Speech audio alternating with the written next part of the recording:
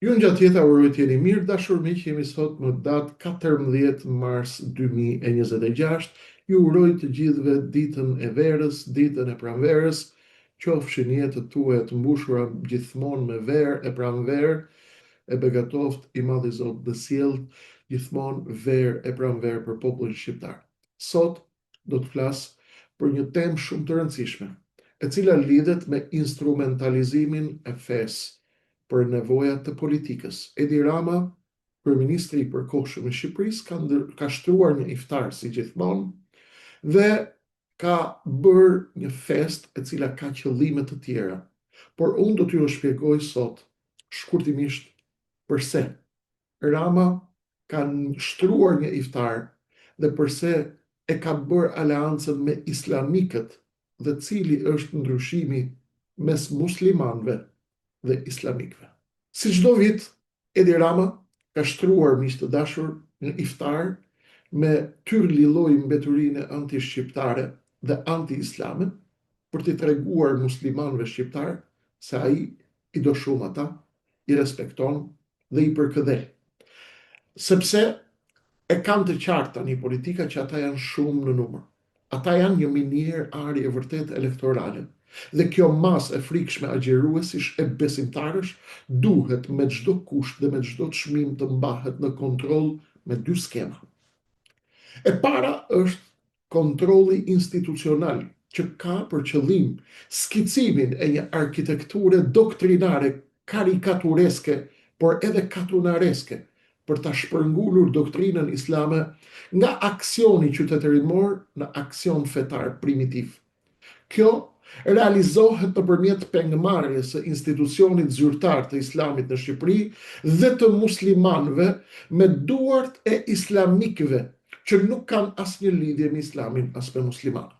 Kjo realizohet edhe për një qëllim tjetër shumë të rëndësishëm, që është ruajtja e supremacisë intelektuale, qytetërimore dhe doktrinare të sektit etnik super minoritar të Edi Ramës që përfaqëson në Shqipëri ai dhe që kontrollon gjithçka ndaj një shumice në thojza primitive.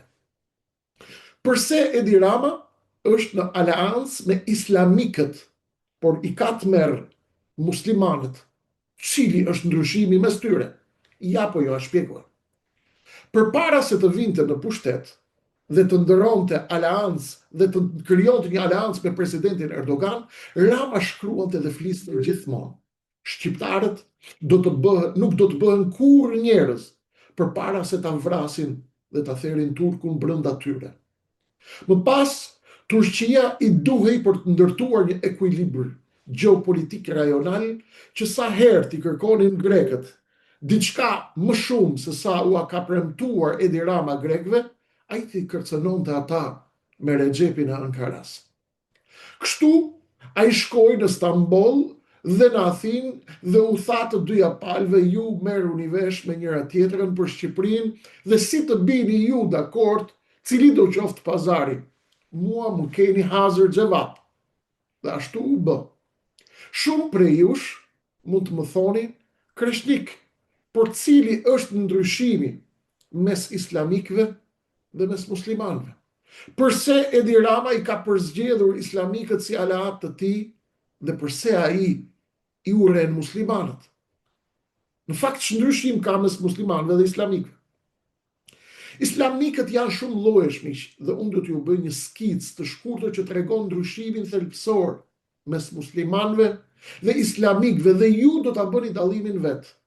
Dhe do të kuptoni se përse Edi Rama e ka aleancën e tij me islamikët dhe jo me muslimanët.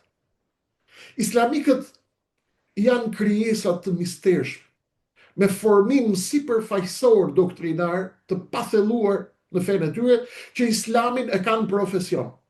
Muslimanët e vërtet islamin e kanë din, shpirt, adhurim, nënshtrim, njësim, dorëzim total ndaj krijuesit gjithësisë. Islamikët mbajnë çallma prej plasmasi të shëmtuar dhe përparse të shëmtuara infermierës që u quajnë gjybe me rriga boj të verdha apo boj jeshile. Islamikët kujdesen që lëkura e tyre të jetë vazhdimisht e verdhë, e zbehtë, me kokën që e mbajnë gjysmë shtrëmbur, duke anuar poshtë, me poza eunukësh, me bishtaneca të gjatë që rrinë e ruajnë gratë e sultanëve të korridoret e intrigave dhe të haremeve të iftarit të pushtetit. Ndërsa muslimanët janë krijesa me lëkurë të kuqe, të shkëlqyeshme, afër ngjyrës së trëndafilit, që mbajnë takije të bardha mbi kokë, feste, apo plis shqiptari të spije të rëshqitshme të shndritshme u shkëlqen fytyra prej sejdës dhe nështrimit, ndaj të vetmit autoritet absolut që ka ekzistenca. Dhe sipas muslimanëve dhe besimit të tyre është i plot fuqishmi Allah. Kur muslimanët veshin çallma, ato janë të bardha si bora, nuk ulen poshtë si eunukët, nuk kanë plasmas, nuk janë çarçaf, e kanë çallmën me madhësinë e çarçafëve të qefinit. Sa qefini, dhe ajo simbolika e gatishmërisë për të tretur, për të flijuar, për vatan, për fe dhe për atë. Muslimanët kokën e mbajnë lart në drejtim të qiellit, atje ku ngrihen shpirtrat e martirëve, ndërsa eunukët e mbajnë kokën poshtë, që të mos shohin këmbët e grave të bukura dhe tek iftari i haremit. Islamikët janë krijesa të nështruara bëj gri, me duart vazhdimisht të ftohta, sepse gjaku i tyre merr trajtën e bretkocka dhe të zhabave, që adhurojnë pushtetin dhe takimin me pushtetarët. Ndërsa muslimanët, e vërtet, në ëndrrën e tyre më të madhe, kanë takimin me krijuesin e gjithësisë në ditën kur nuk vlen parat as pushteti. Përveç fytyra e ndritur dhe zemra e tyre e bardhë. Islamikët e kanë islamin mask, që vishet tek ballot e pushtetit, e të haremit të sultanit të Surrelit, atje ku shpërndahen tenderat dhe lejet e ndërtimit për pallatet dhe kullat shumë katëshe, me të cilat ndërtojnë perandoritë e tyre këtu në tokë, në tokën e përjetshme. Ndërsa muslimanët e vërtet e kanë islamin ashensor për të krijuesi i gjithësisë, tek lartësitë e të cilit nuk ka fuqi të ngrihet llumi dhe perversiteti i pushtetit toksor. Islamikët e kanë islamin biznes, me haremin e pushtetit dhe të sultanit. Muslimanët e vërtet e kanë islamin tregti me Allahun, tregti që nuk humbet kurrë. Islamikët besojnë se Allahu vjen pas sultanit, ndërsa muslimanët besojnë se asnjë sultan, asnjë pushtet në botë nuk është mbi pushtetin e Allahut. Islamikët janë krijesa me gjak të ftohtë, që mendojnë dhe besojnë për pasurinë, për jetën, për vdekjen, për karrierën, për riskun, për furnizimin, për pushtetin dhe mendojnë se pushtetin ta jep sultani politik, përfaqësues i parkicës super minoritare etnike në Shqipëri, dhe është ai që shpërndan atë bujarisht te korridoret e haremit të tij për ballo iftari, apo për orgji me pranga me pellush atje tek hollet e parti kokainës, ku ritualet djallëzore satanike kryen sipas manualeve të Epsteinit.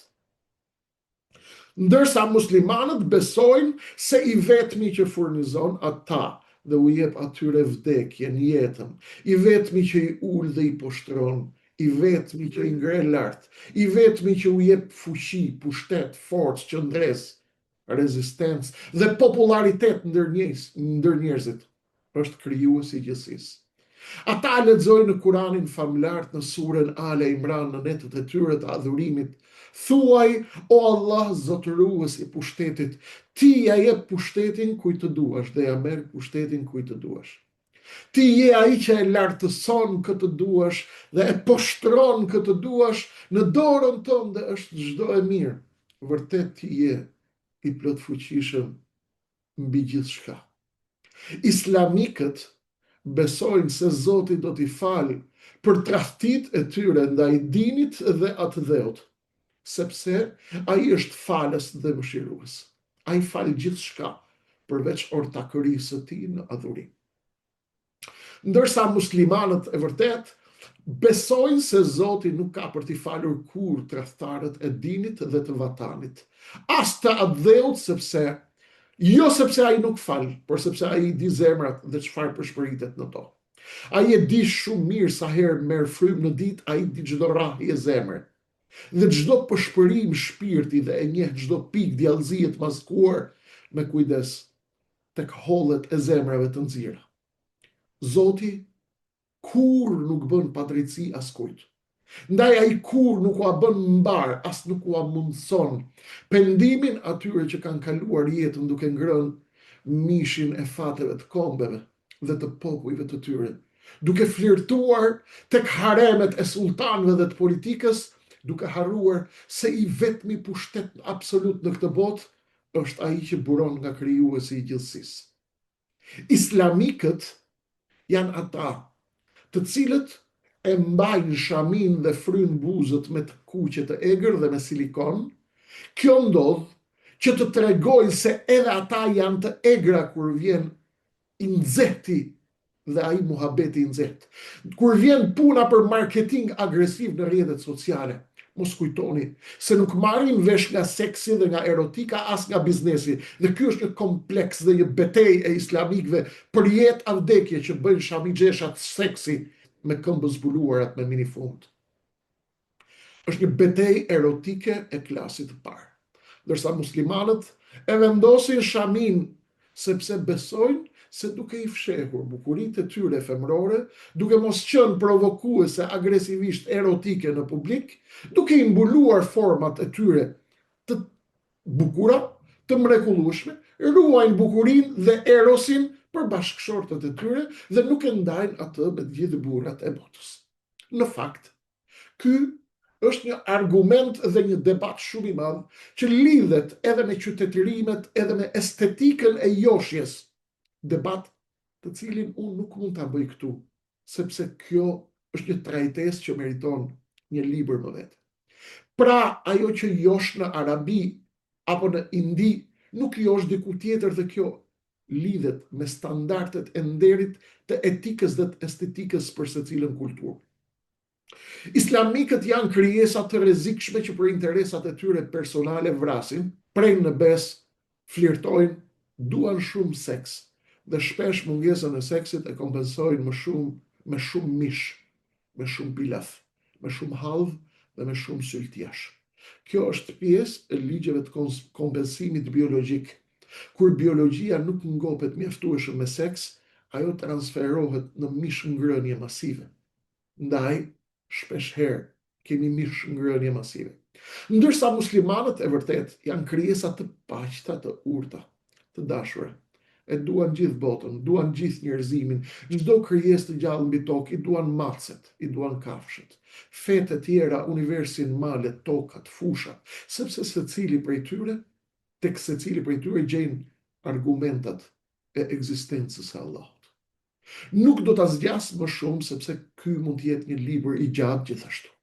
Në fakt, çdo gjë në këtë vend është mbrapsht dhe kjo është arsyeja përse dhe sekreti të aleancës Ramës me islamikët, kjo është arsyeja përse ai i urren muslimanët dhe ka aleancë me islamikët. Ata janë një lloj si Epsteini. Ata, Rama dhe islamikët, nuk janë djalli, por janë pasqyra.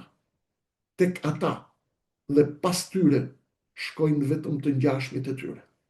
Muslimanët nuk kanë lidhje fare me këtë sektë. Rini të qetë, qëndroni të sigurt. I kemi skanuar të gjithë mirë, me kujdes, deri në detajin e fundit. Shqipëria e shqiptarëve, vdekje e tradhtarëve. Kjo ishte, miq të dashur, një trajtesë e shkurtër, të cilën unë zgjodha ta bëj sot për këtë fest iftari, e cila kishte për qëllim instrumentalizimin politik të religionit për nevojat e sektit anti-shqiptar të Edi Ramës. Ju bëra një dallim të shkurtër, thelbësor, rrënjësor ndërmjet muslimanëve dhe islamikëve. Ka dhe diçka tjetër sigurisht. Kujdes, nuk ju vjen rreziku as ju as Shqipënisë nga muslimanët. Rreziku ka për t'ju ardhur nga islamikët dhe nga të ngjashmit e tyre të feve të tjera, të cilët krishterimin, protestantizmin, katolicizmin, ortodoksin, bektashizmin, e kanë projekt biznesi. Këta janë duart e liga që do të shkatrojnë kombin dhe Shqipërinë. Ndaj, rilindja kombëtare nuk ishte kundër fesë, as kundër Zotit. Ndaj tha, kujdes, mos shikoni kisha e xhamia feja shqiptare të shqiptaria.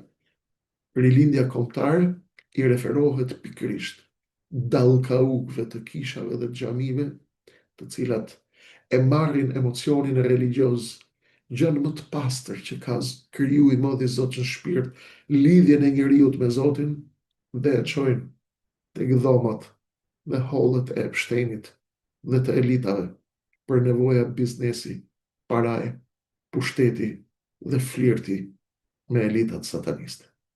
Miru dëgjofshim në darkë në 21 live për të folur për zhvillimet e mëdha që po ndodhin në botë, bashkë me Ballkanin, bashkë me Shqipërinë, siç kemi qenë çdo natë bashkërisht. Miru dëgjofshim.